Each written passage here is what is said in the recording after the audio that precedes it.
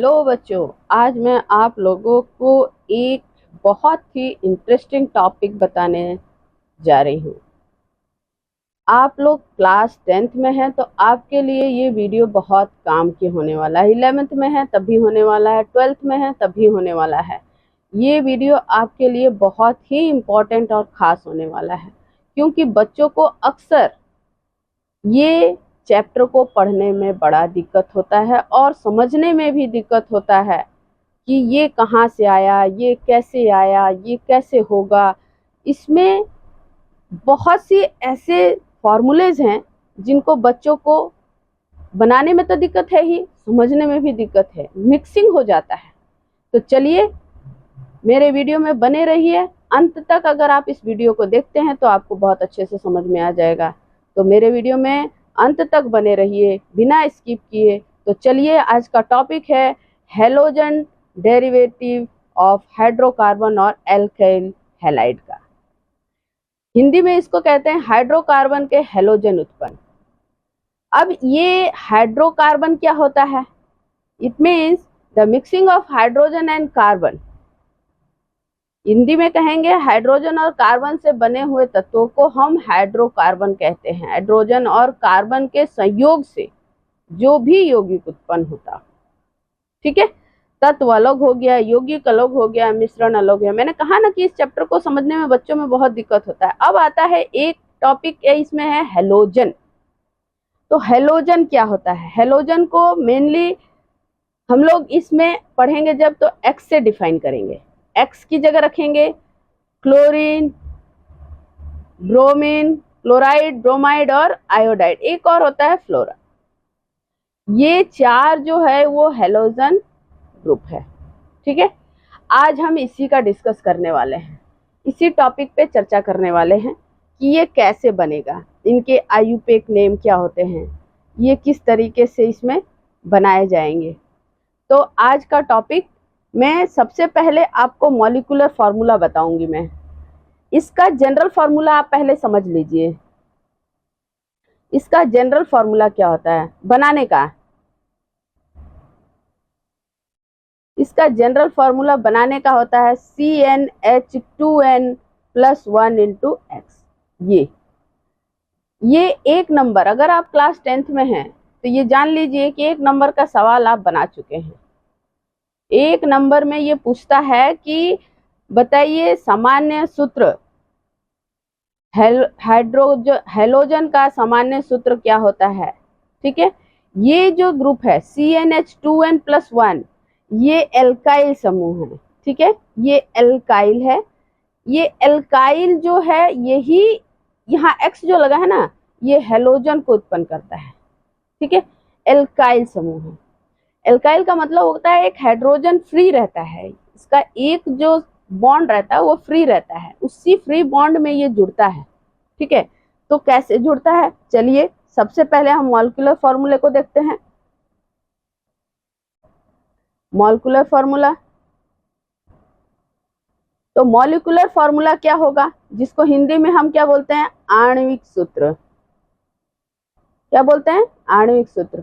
मैं हिंदी और इंग्लिश इसमें इसलिए लिख रही हूँ ताकि हिंदी के पढ़ने वाले बच्चों को हिंदी में दिक्कत ना हो, इंग्लिश के पढ़ने वालों को इंग्लिश में दिक्कत ना हो। एज इट इज सेम सब कुछ होता है। तो हम यहाँ मॉलिक्यूलर फॉर्मूला यहाँ लिखेंगे। फिर इसका अगला एक नाम होगा कॉमन नेम, ठीक है।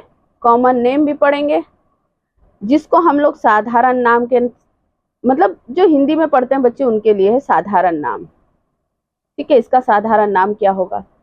फिर अगला होगा आपका आयुपेक नेम, ठीक है। IUPAC name,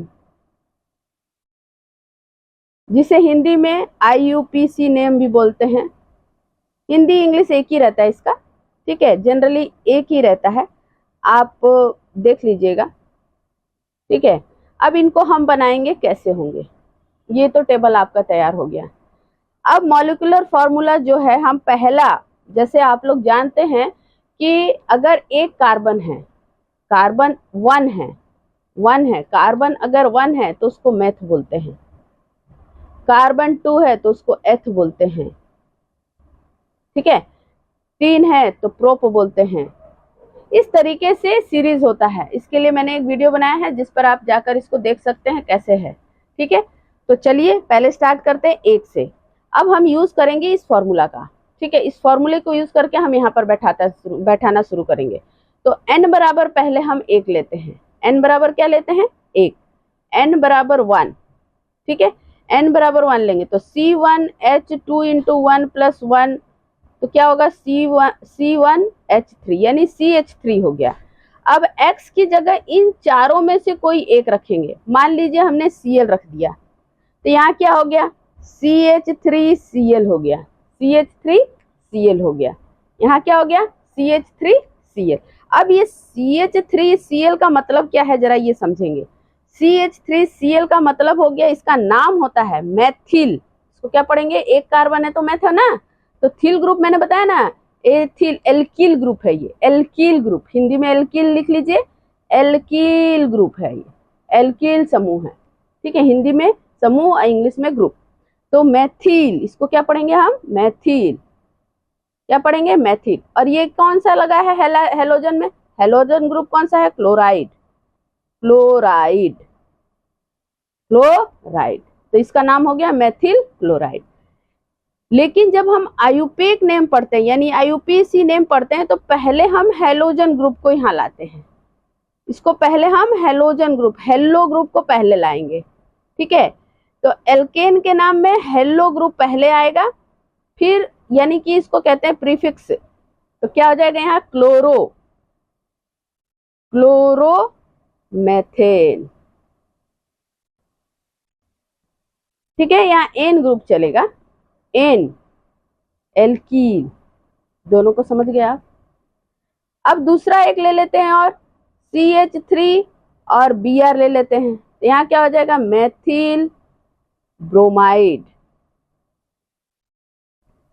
Maithil bromide. अब यहाँ आ गया हेलो समूह पहले आ जाएगा, तो ब्रोमो।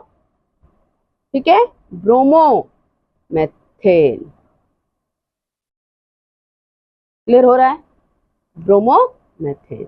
अब कार्बन 1 का ही ले रहे हैं मेथ, यहाँ एन ग्रुप चलेगा। क्या चलेगा? N group. यहाँ एन ग्रुप ही चलेगा। अगला ले लेते हैं, कोई एक और नाम ले लेते हैं। ठीक है, तो मैथिल आयोडाइड, यहाँ क्या होगा?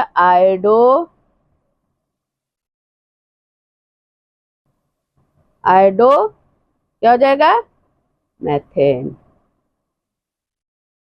क्लियर हो गया? आयोडोमेथेन। अगर अब आप कहिएगा कि C2 लेकर बताइए, तो C2 लेकर बताते हैं। C2 जोड़िए, तो इसमें क्या है कि 2 लेंगे तो 4 1 5, तो क्या हो जाएगा? C2H5 हो जाएगा। C2 क्या हो जाएगा? H5, C2H5 हो जाएगा। तो चलिए C2H5 में Br का ले लेते हैं। किसी का भी ले लीजिए, चारों में से किसी का नाम ले सकते हैं आप। तो यहाँ क्या नाम पड़ेगा? एथिल। एथिल, ये नहीं रहेगा एथिल में, एथिल ब्रोमाइड, एथिल ब्रोमाइड। ठीक है, अब यहाँ क्या पड़ जाएगा? ब्रोमो। ब्रोमो कौन सा ग्रुप है? एथिल ग्रुप है, तो ब्रोमो एथेन,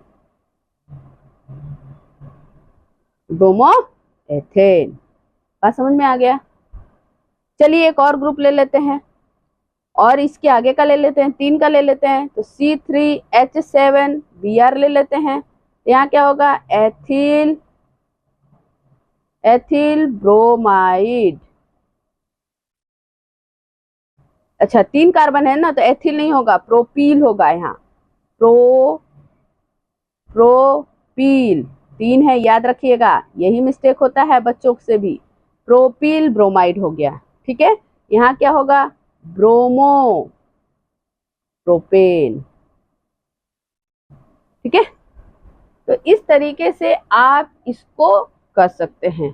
तो आज मैंने सिर्फ आपको हेलोजन ग्रुप बताया है कि हेलोजन ग्रुप में कैसे आप इसके साधारण नाम और IUPAC नेम को कर सकते हैं और उसका सामान्य सूत्र क्या है, ये चीज़ याद रखेंगे।